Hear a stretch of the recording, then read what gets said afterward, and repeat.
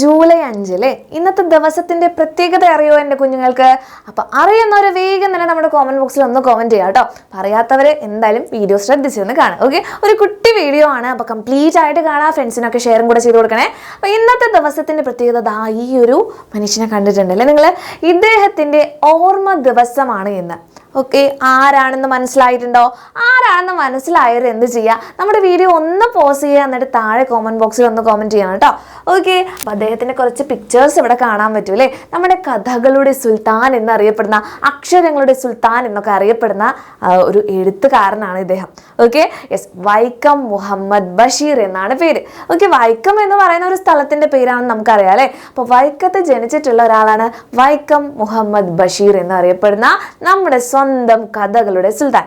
Okay, അദ്ദേഹത്തിന്റെ ഓർമ്മ ദിവസമാണ് ഇന്ന്. ഓക്കെ, അപ്പൊ കുറച്ച് പിക്ചേഴ്സ് ഒക്കെ നോക്കി ചിലപ്പോൾ ചിലരൊക്കെ കേട്ടിട്ടുണ്ടാവും അല്ലെ? ചില കൃതികളുടെ പേരൊക്കെ, കഥകളുടെ പേരൊക്കെ കേട്ടിട്ടുണ്ടാവും. ഓക്കെ, അപ്പൊ നമ്മൾ ഇനി വലിയ ക്ലാസ്സിലൊക്കെ ആവുമ്പോൾ, കുറച്ചും കൂടെ വലുതായി കഴിയുമ്പോൾ നമുക്ക് ഇദ്ദേഹത്തിന്റെ കുട്ടി കുട്ടി സ്റ്റോറീസ് ഒക്കെ നമ്മുടെ ടെക്സ്റ്റ് ബുക്കിൽ പഠിക്കാൻ പറ്റും കേട്ടോ. അപ്പൊ ടെക്സ്റ്റ് ബുക്കിൽ മാത്രം പഠിച്ചു പോകല്ല, അല്ലാതെ നിങ്ങൾക്ക് ഇപ്പൊ തന്നെ വായന തുടങ്ങാം. ഓക്കെ, അപ്പൊ നമുക്കൊക്കെ മനസ്സിലാവുന്ന രീതിയിലാണ് എഴുതാറുള്ളത്.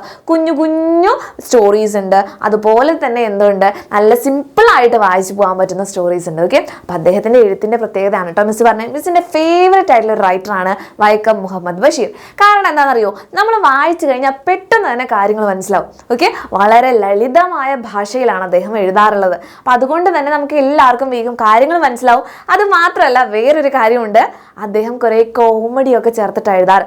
ഹാസ്യം നന്നായിട്ട് കൈകാര്യം ചെയ്യുന്ന ഒരു എഴുത്തുകാരനായിരുന്നു ആര്? നമ്മുടെ വൈക്കം മുഹമ്മദ് ബഷീർ. അപ്പൊ നമുക്ക് ഇടയ്ക്കൊക്കെ കഥയൊക്കെ വായിക്കുമ്പോൾ എന്താണ്, പൊട്ടിച്ചിരിക്കാനൊക്കെ പറ്റും. ഓക്കെ, അപ്പൊ നല്ല ചിരിയോടുകൂടെ ഒരു പുസ്തകം വായിച്ചു തീർക്കുക എന്ന് പറയുമ്പോൾ രസമുള്ള കാര്യമല്ലേ?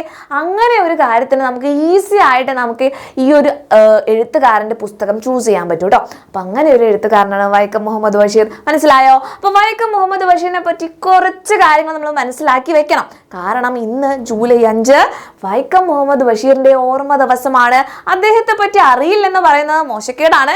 സോ നമുക്ക് എന്ത് ചെയ്യാം? വേഗം തന്നെ അദ്ദേഹത്തിനെ പറ്റി കുറച്ച് കാര്യങ്ങൾ മനസ്സിലാക്കി വെക്കാം. Okay, ready? അപ്പൊ നോക്കിക്കേ, വൈക്കം മുഹമ്മദ് ബഷീർ, ആ പേരിൽ തന്നെ ഉണ്ട്, വൈക്കത്താണ് ജനിച്ചതെന്ന് മനസ്സിലായി അല്ലേ? വൈക്കം ഏത് ജില്ലയിലാണെന്ന് അറിയോ? അറിയുന്നവരൊന്ന് നമ്മുടെ വീഡിയോ പോസ്റ്റ് ചെയ്യുക, താഴെ കമന്റ് ബോക്സിൽ കമന്റ് ചെയ്യുക. ഓക്കെ, യെസ്, അപ്പൊ വൈക്കം എന്ന് പറയുന്ന കോട്ടയം ജില്ലയിലാണ് കേട്ടോ. യെസ്, മലയാള നോവലിസ്റ്റ് ആയിരുന്നു. ആരായിരുന്നു നമ്മുടെ വൈക്കം മുഹമ്മദ് ബഷീർ? മലയാളത്തിൽ കുറേ നോവലൊക്കെ എഴുതിയിട്ടുണ്ട്. പിന്നെ കഥാകൃത്ത് നമ്മൾ പറഞ്ഞല്ലേ, നല്ല സിമ്പിൾ ആയിട്ടുള്ള സ്റ്റോറീസ് ഒക്കെ എഴുതിയിട്ടുണ്ട്. പിന്നെ സ്വാതന്ത്ര്യ സമര സേനാനിയും കൂടിയായിരുന്നു കേട്ടോ. ഉപ്പ് സത്യാഗ്രഹത്തിനൊക്കെ അദ്ദേഹം പങ്കെടുത്തിട്ടുണ്ട്. ഉപ്പ് സത്യാഗ്രഹം നിങ്ങൾ കേട്ടിട്ടുണ്ടോ? ഉപ്പിന് വേണ്ടിയിട്ടുള്ള സമരമൊക്കെ നടത്തുന്നത് അല്ലെ?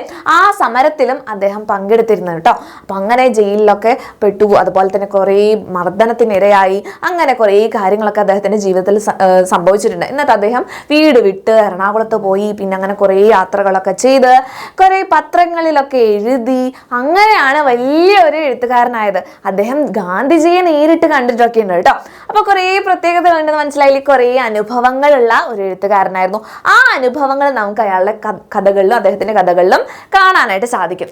ഇനിയോ ബേപ്പൂർ സുൽത്താൻ എന്നാണ് കേട്ടോ അറിയപ്പെട്ടിരുന്നത്. എന്താണ്? ബേപ്പൂർ സുൽത്താൻ എന്ന് അറിയപ്പെട്ടിരുന്നു. അതാണ് മിസ് ആദ്യം പറഞ്ഞ കഥകളുടെ സുൽത്താൻ എന്നറിയപ്പെടുന്നു, അക്ഷരങ്ങളുടെ സുൽത്താൻ എന്ന് അറിയപ്പെടുന്നു, ബേപ്പൂർ സുൽത്താൻ എന്നൊക്കെ അറിയപ്പെടുന്ന വ്യക്തിയാണ് ആര്? നമ്മുടെ സ്വന്തം വൈക്കം മുഹമ്മദ് ബഷീർ. ഓക്കെ, അപ്പൊ ഈ ഒരു കാര്യം ഒന്ന് ശ്രദ്ധിച്ചു വെക്കുക. ആരാണ് ബേപ്പൂർ സുൽത്താൻ എന്നറിയപ്പെടുന്നത്? വൈക്കം മുഹമ്മദ് ബഷീർ ആണ്. ഇനി അദ്ദേഹം ജനിക്കുന്നത് 21 ജനുവരി 1908 തലയോലപ്പറമ്പ്, വൈക്കം, കോട്ടയം ജില്ല. കോട്ടയം ജില്ലയിലുള്ള വൈക്കം, അവിടെ തലയോലപ്പറമ്പ് എന്ന സ്ഥലത്താണ് അദ്ദേഹം ജനിക്കുന്നത്. ഇനി നമ്മൾ പറഞ്ഞു ജൂലൈ 5 ഇന്നത്തെ ഒരു ദിവസം എന്താ പ്രത്യേകത? അദ്ദേഹത്തിന്റെ ഓർമ്മ ദിവസമാണെന്ന് പറഞ്ഞു. ഓർമ്മ ദിവസം എന്ന് പറഞ്ഞാൽ അദ്ദേഹം മരണമടഞ്ഞിട്ടുള്ള ഡേറ്റ് ആണ് കേട്ടോ. അപ്പൊ മരിച്ചിട്ടുള്ളത് ജൂലൈ 5 1994 ഓക്കെ, ബേപ്പൂരിലാണ് അദ്ദേഹം പിന്നെ ജീവിച്ചത്. അതുകൊണ്ട് കോഴിക്കോട് വെച്ചിട്ടാണ് അദ്ദേഹം മരണപ്പെടുന്നത്. ഓക്കെ, ക്ലിയർ ആയല്ലോ? ഇനി ഇദ്ദേഹത്തിന് കുറേ കഥകളുണ്ടെന്ന് മിസ് പറഞ്ഞു. മിസ്സിന് കുറേ ഇഷ്ടമുള്ള എഴുത്തുകാരനാണെന്ന് പറഞ്ഞു. അപ്പം മിസ്സിന് ഇഷ്ടമുള്ള കുറച്ച് കൃതികളും കൂടെ നോക്കാം കേട്ടോ. ഓക്കെ, ഇത് മാത്രമല്ല, ഇനിയുണ്ട് ഒത്തിരി കഥകളുണ്ട്. നിങ്ങൾക്ക് പറ്റുമ്പോൾ നിങ്ങൾ വായിച്ചു നോക്കണേ.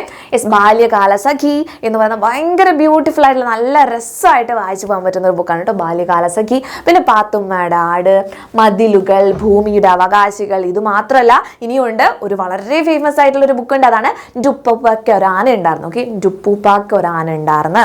പിന്നെ ആനവാരിയും പൊൻകുരിശും, അതുപോലെ വിശ്വവിഖ്യാതമായ മൂക്ക്, ഇങ്ങനെയുള്ള കുറേ കഥകളും നോവൽസും ഒക്കെ ഇദ്ദേഹം എഴുതിയിട്ടുണ്ട്. ഓക്കെ, അപ്പോൾ നിങ്ങൾക്ക് പറ്റുമ്പോൾ ഒന്ന് വായിച്ചു നോക്കുക. അത് മാത്രമല്ല കുറേ പുരസ്കാരങ്ങളൊക്കെ കിട്ടിയിട്ടുണ്ട് കേട്ടോ. പത്മശ്രീ വരെ കിട്ടിയിട്ടുള്ള ഒരു എഴുത്തുകാരനാണ് ആര്? നമ്മുടെ വൈക്കം മുഹമ്മദ് ബഷീർ.